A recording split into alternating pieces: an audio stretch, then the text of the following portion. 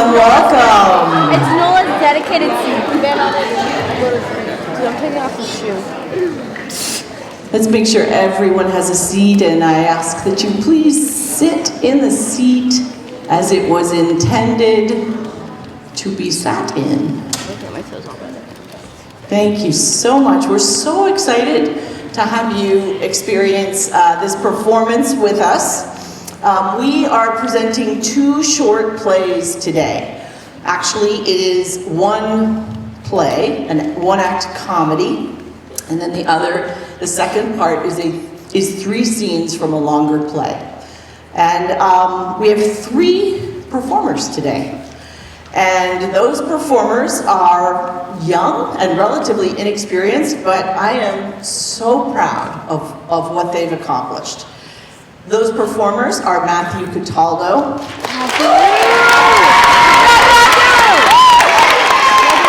Logan Daskalakis, and Isabella Hamill.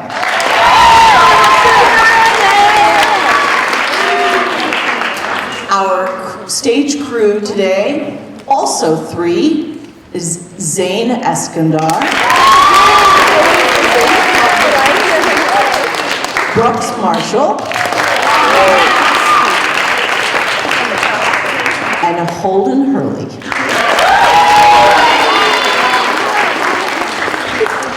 So, as you can imagine, our performers are so excited.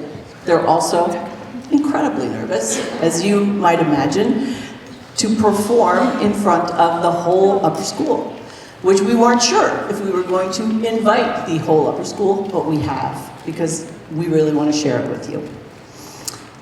Please keep that in mind when you watch the performance today, and really give them your full support and your full undivided attention. Guests in the audience right now, I ask that you pull out your cell phone and turn it off or mute it if you haven't already, especially being in the front row. It could be a little distracting if it goes off. There will be a video available later on for those who want to watch it. So the first one-act comedy today is called Lessons in Fear.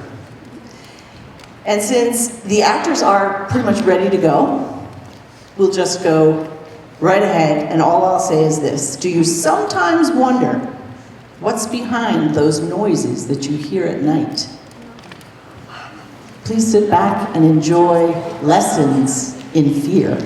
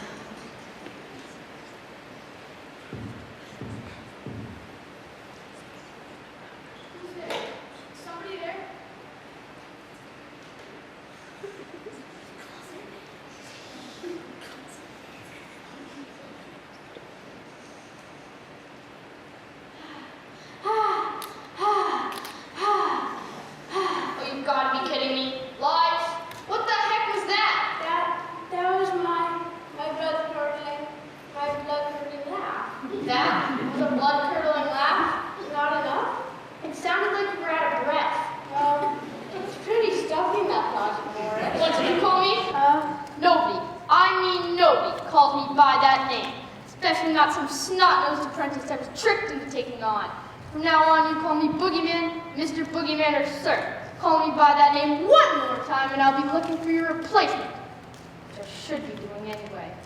I'm sorry, sir. I really am trying. I know you are, Leon, but we're running out of time here. I've got to be out of this office in just a few days, and you're not making a whole lot of progress towards becoming the new Boogeyman. Well, I guess some of the basics are still a bit sketchy to me. To be completely honest with you, if the Tooth Fairy hadn't convinced me to pick up your contract, How is Mavis anyway? oh, she's just swell. Seems her migraine stopped just about the time you came to work for me. I'm glad. She's one heck of a nice gal. Snake oil salesman's what she is. Taught me a lot about the tooth fairy trade, too. Gee, it's a shame I had to. Like I said, Leon, we're a little short on time here. Now, since you're my headache responsibility now, I gotta make sure you're up to speed before I can retire. Now, let's get started on that blood-curdling laugh of yours. What did I tell you about the qualities of an effective boogeyman-type laugh? It should inspire terror. Right. What else? Not be too loud so it wakes the parents. I showed my Mr. Microphone, you know. Fine. What else? Comes from the diaphragm. Exactly. Now, would you categorize that noise you made as an effective boogeyman-type laugh? I guess not. But I've been working on a new laugh. A new laugh? Yeah, it's real menacing like. I just wanted to work on it a bit more before I showed you. Well, anything's gonna be better than what I just heard. Lay it on me. Leon? I gotta get into character. It's more effective with the lights off. Leon! Okay.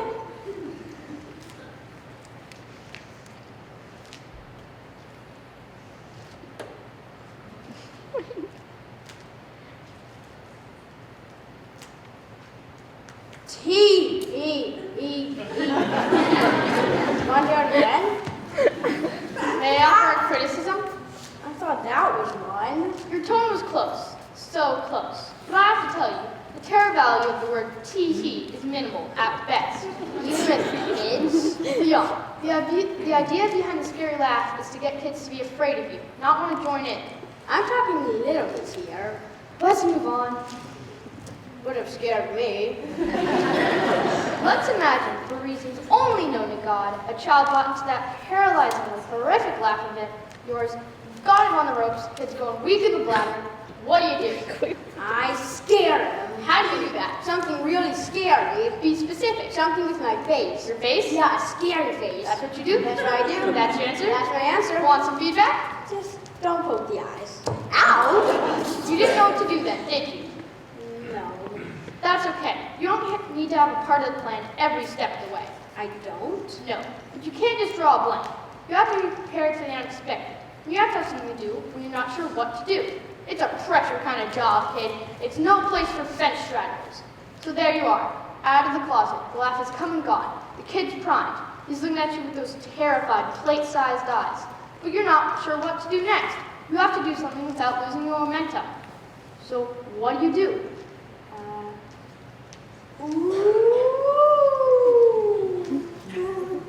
Let's try something else. I think we both know you've got a major problem with your walk-up. A scary laugh's all well and good, but it has to be accompanied by an effective approach to the child's bedside.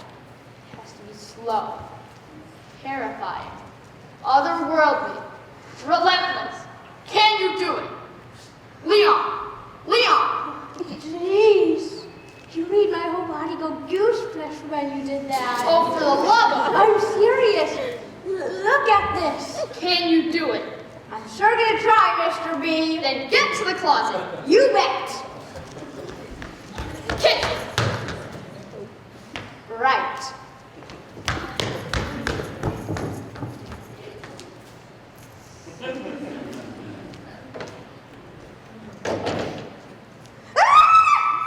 It's okay. Just a raincoat. I'm being awfully patient, don't you think? You want the scary laugh too? Just the walk-up, please. Lights.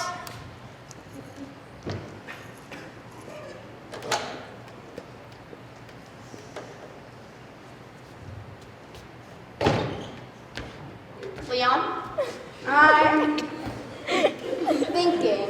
are you thinking about how your cloak got stuck in the door? That? We're getting hit on the head again. Take your cloak out of the door and try again.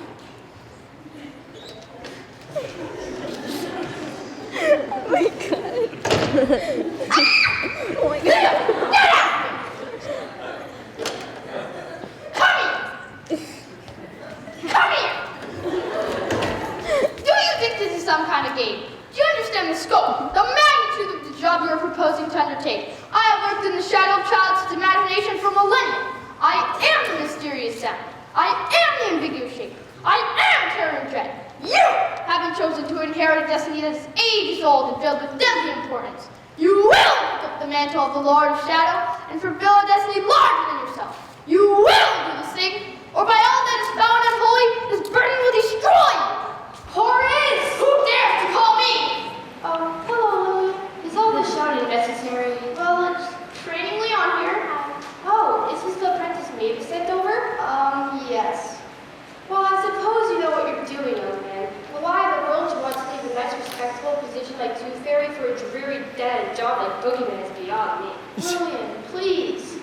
Strictly half work. Mark my words. But I suppose it's your life to go away if you really want to.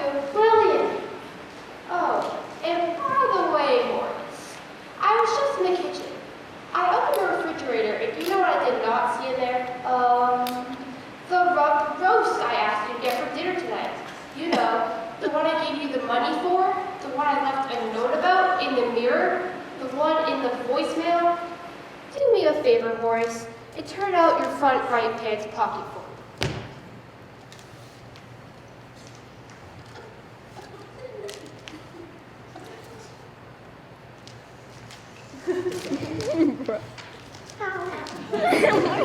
Nice to meet you, Leon.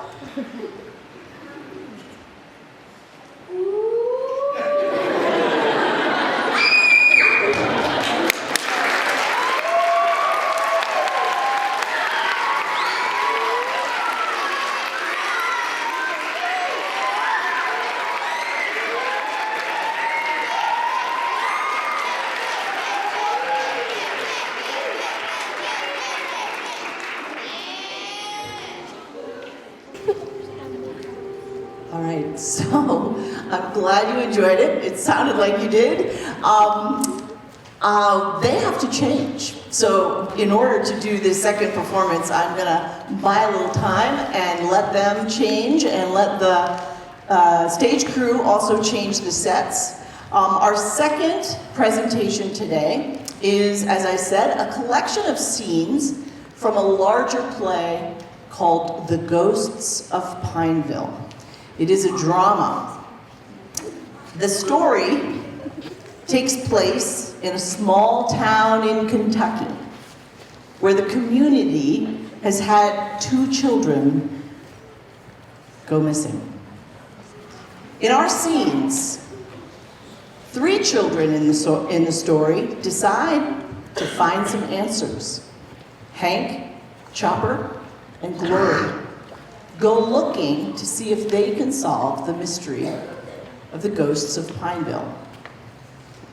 We enter the story just after Hank's brother, Roger, has been scaring them all by telling ghost stories about the missing kids. Chopper's father was a police officer when one of the kids, Simon, went missing. And he was on the case, but he couldn't solve the case. And so it went to a cold case.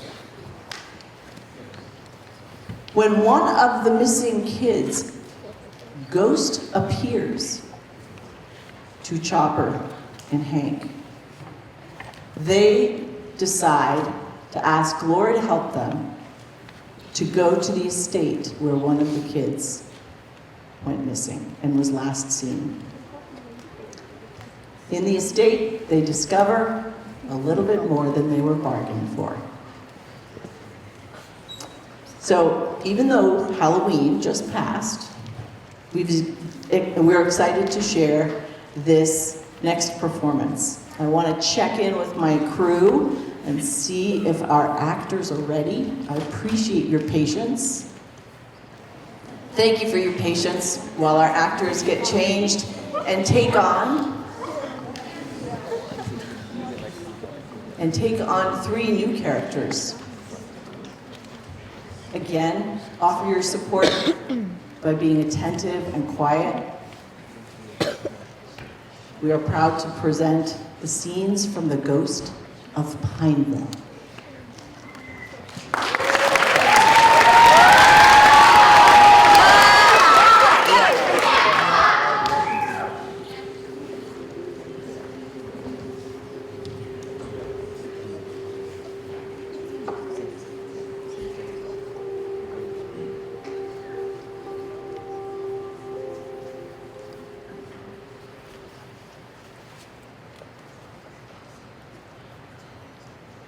Chopper, come on, it's time to get a move on. We've got to deliver these papers. Go away. Come on, Chopper, you said you'd come with me. And besides, when you finish, I can show you these awesome new comics I got. It's Saturday. You do the route yourself. I'm asleep. Come on, Chopper, I don't want to go alone. Roger's story still has me a bit freaked out. Why do you let your brother scare you like that? He's just a big bully. Besides, ghosts don't exist.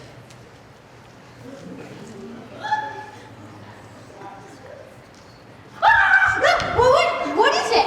Did you see that? What? I thought I saw in the mirror. What? A face. Not my face. Someone else's face. I think my brother's story still has you a bit freaked out too. Did you see? What was that? What's that? It's a missing persons case. It's my dad's. It's Simon Stillwater's file. Do you think that was Simon Stillwater in the mirror? What? Simon Stillwater's ghost? In your room? I think so. And he left my dad's file. I think he wants us to investigate his disappearance. Are you crazy? You know the legends of Emily Van Wart. You know what they say about the Stillwater estate. Don't you see? The estate's where the clues will be. Besides, if I can help solve Simon's disappearance, we can solve my dad's case. But remember Roger's story. Emily snatches boys. Boys our age. Stop being a whim. If we do go, may I suggest we take a girl as backup? A girlfriend backup. Why? Emily collects boys, remember? Maybe Doris. My sister? Nah.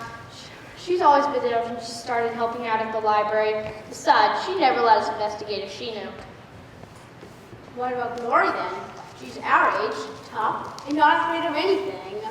Gory Roberts? Glory Roberts. You know they only call her Glory because she's into zombies and stuff. She's a tomboy, so it won't be like taking a real girl. Well, after I finish the round. Come on. Mom and Father used to tell me Pineville had a heart because it was alive.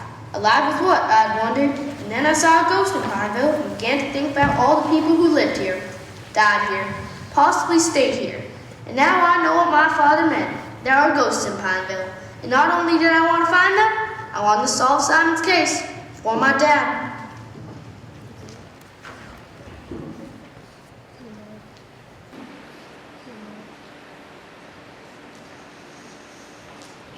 You're pulling my leg. You saw a ghost in Pineville? Well, it's more like Chopper's bedrooms. And now you want me to go to the Stillwater stay with you? Why? Well, Hank, you tell her. Oh, well, you see, we need a... Do you need a Ouija board? Because I've got one. Yes, great! Yeah, that's exactly why we need you to come. Yeah, and besides, we figured since the estate's where Simon was last seen, that's where we should start looking. We'll meet you outside the house at 10 o'clock. Fine, whatever. I don't seem to have anything else to do this summer. Y'all better not be trying to pull one over on me, or else I know where you live. Okay, we'll gather supplies. I'll see you tonight. Yeah, see you tonight.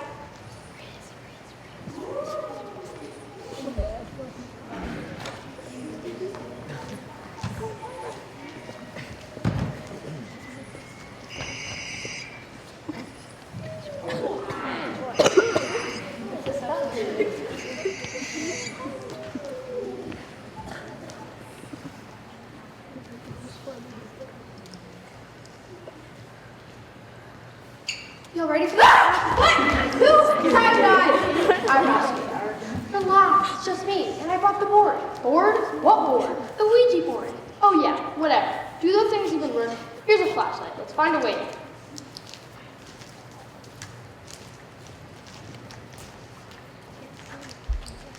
Hey, over here, this way. Guys, are you sure we should be doing this? Come on, Hank. Simon contacted us. We don't want to let him down. Buck up, Hank, and be brave.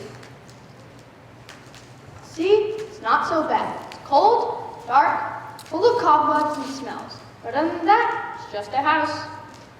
A lovely home. Let's hope it has some answers about Simon's disappearance. You set up that Ouija board thing of yours? and see if it works? Sure. Now set your fingers on the pointer. We'll ask the ghost questions and wait for it to answer. You don't really expect that thing to work, do you? Come on, we're here to scout out clues like an actual investigation. And don't move it. Let the ghosts do that. You asked it a question. Simon, are you here? Can you hear us? Do you want to talk to us? That was a lot of questions. Quiet. Now let's see if he answers. Told you it wouldn't work. Ask about Emily. See if her ghost is here. Is there a ghost here named Emily? Emily Van Warren? Van Warren? I thought it was Van Wart. You've been listening to Roger too much. Read the file. It's Van Warren. She lived here in this house before Simon and went missing. Wait, what? She lived here? Don't tell Chopper, but I've never really gotten this thing to work. So let me get this straight.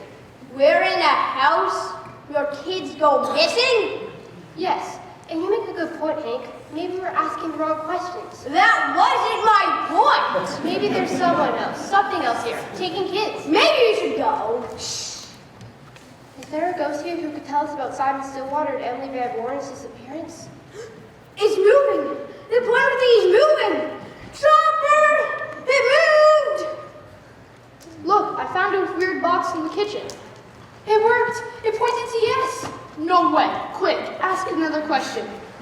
Who took Simon from his parents? Just ask yes or no questions. Why? They're easier to answer. I just want to know what happened to Simon. It's moving.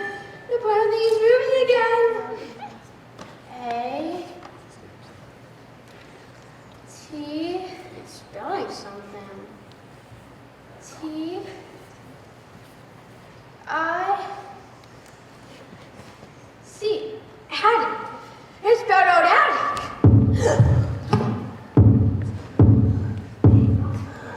I guess we gotta check out the attic. I think I'll stay here if you don't mind. I'm not sure I'm up for being snatched by some ghosts in the attic. Suit yourself. Laura, you coming? Well, no guts, no glory, right? Seriously? Oh, come on. I had to say it before someone else did. Come on.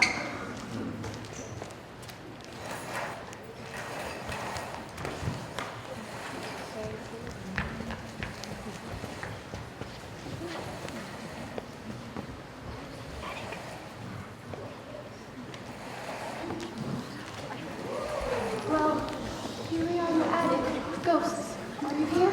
Like that's gonna work. Who made you the expert? The Ouija board worked. Hey, you said something about a box? Yeah, I found it in the kitchen. It has some weird stuff in it. Take a look.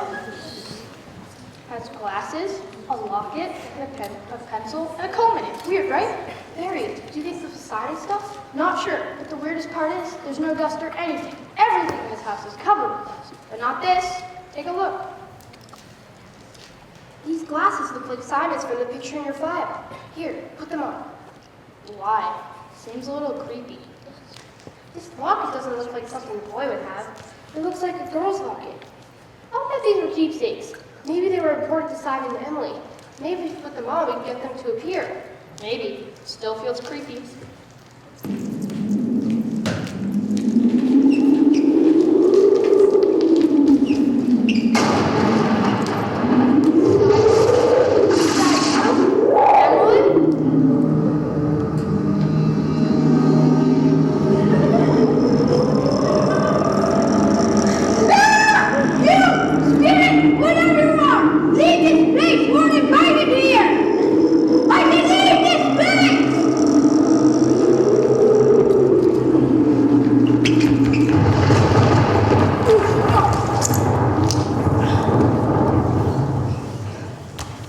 What just happened?